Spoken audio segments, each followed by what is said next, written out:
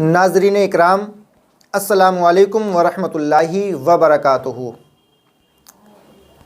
سرکار قطب المدار زندہ شاہ مدار رضی اللہ تعالیٰ عنہ کے مزار پہ جو لوگ حاضری دیتے ہیں اور جو طواف کرنے کا ایک رواج چلا آ رہا ہے ایک عرصے دراز سے، کہ لوگ یہاں پہ جب سرکار سید بدیع الدین احمد زندہ شاہ مدار رضی اللہ تعالیٰ عنہ کے روضے پہ حاضر ہوتے ہیں تو فاتحہ پڑھنے کے بعد طواف کرتے ہیں، پھول پیش کرتے ہیں۔ پھول پیش کرنا، یہ بات میں انشاءاللہ دوسرے ویڈیو میں بتاؤں گا، لیکن جو طواف کرتے ہیں، جو تمام علماء کا موجودہ حالت میں جو اعتراض ہے وہ میں آپ کو بتانا چاہتا ہوں۔ سید آل رسول احمدی، ان کے استاد محترم شاہ عبد العزیز دہلوی اور ان کے والد محترم شاہ ولی اللہ محدث دہلوی اپنی کتاب میں تحریر فرماتے ہیں، الانتباہ فی سلاسل اولیاء اللہ کتاب کا نام۔ اس میں تحریر فرماتے ہیں کہ جب کوئی انسان، جب کوئی خدا کا نیک بندہ کسی اللہ کے مقدس ولی کی یا کسی کی مزار پہ یا کسی مزار پہ جائے تو جانے کے بعد 2 رکعت نماز ادا کرے، 2 رکعت نماز ادا کرے۔ پہلی رکعت میں سورہ فتح یعنی اذا جاء نصر اللہ والفتح ورأیت الناس یدخلون فی دین اللہ افواجا، پہلی رکعت میں پڑھے اور دوسری رکعت میں سورہ اخلاص پڑھے۔ پھر مکمل طور پہ قرآن کی آیہ کریمہ پڑھ کر کے دعا کرے اور پھر اس کے بعد 7 مرتبہ چکر لگائے، طواف کرے۔ وہ جو مزار ہے، وہ جو قبر ہے، جو اللہ کے ولی مقدس آرام فرما ہیں، ان سے مناسبت روحی، ان سے فیض حاصل کرنے کے لیے یہ دعا کرے۔ ایک تو یہ شاہ ولی اللہ محدث دہلوی اپنی کتاب میں تحریر فرماتے ہیں، دوسرے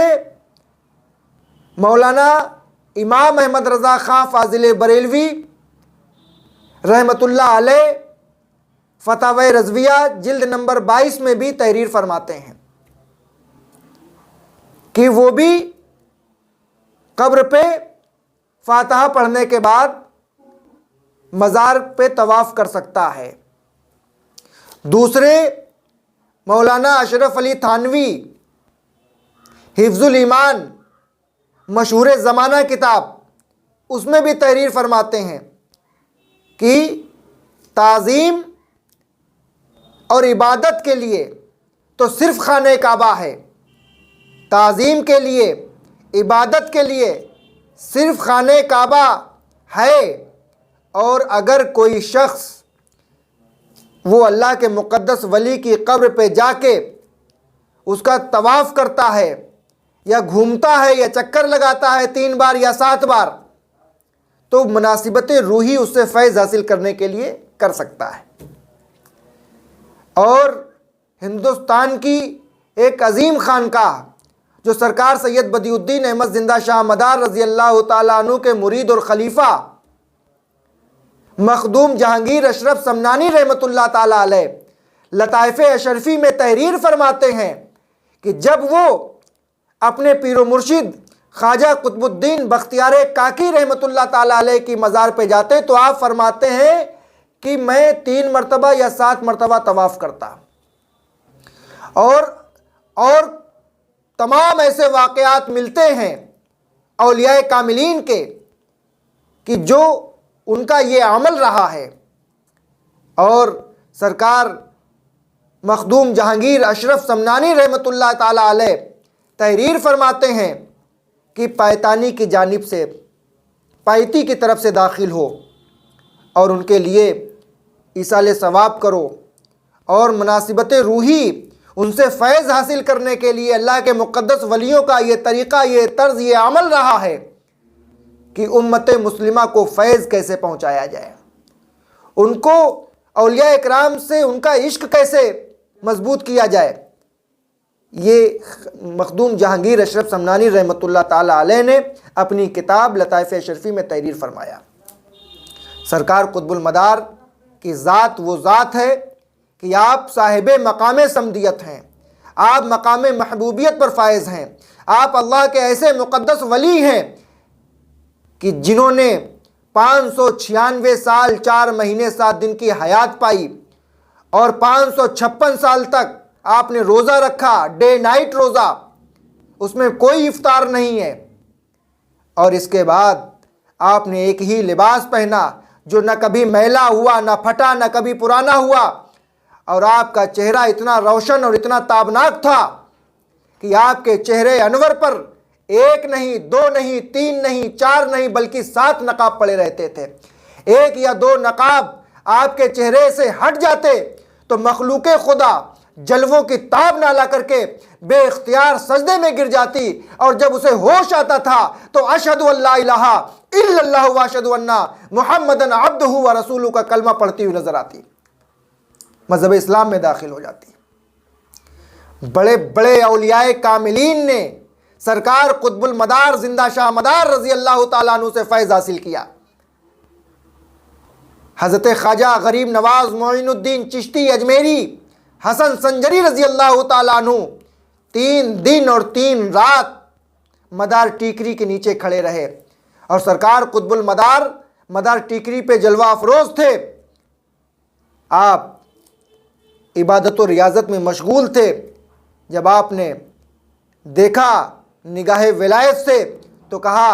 آپ نے فرمایا کہ اے معین الدین اوپر آ جاؤ، جو تمہارے مریدین ہیں ان کو وہیں چھوڑ دو۔ تنہا اکیلے خواجہ غریب نواز معین الدین چشتی اجمیری حسن سنجری رضی اللہ تعالیٰ عنہ مدار ٹیکری پہ جلوہ افروز ہوئے، تشریف لے گئے،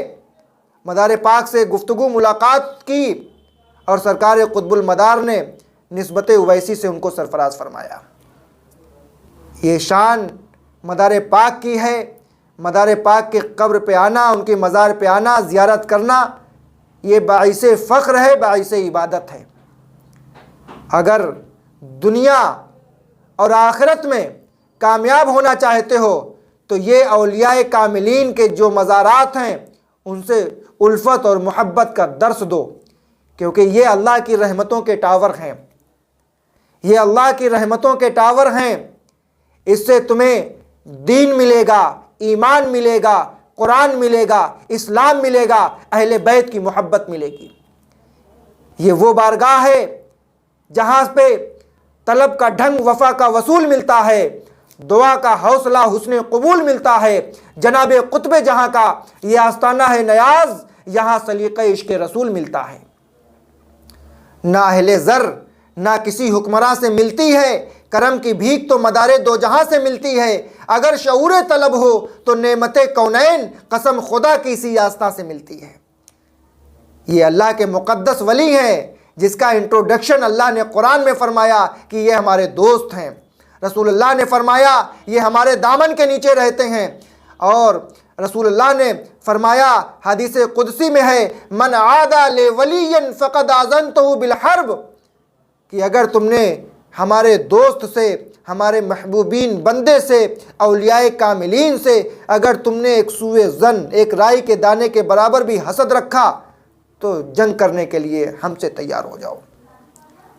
تو اللہ سے جنگ کون کرے گا؟ اگر تم رسول اللہ کے وفادار بننا چاہتے ہو تو ان کے وہ امتی، ان کے وہ اہل بیت جنہوں نے ہندوستان نہیں پوری دنیا میں اسلام، قرآن، دین اسلام کا کام کیا ہے، ان سے الفت اور محبت اور عقیدت جن لوگوں کی جڑی ہوئی ہے ان پہ اعتراض نہ کرو،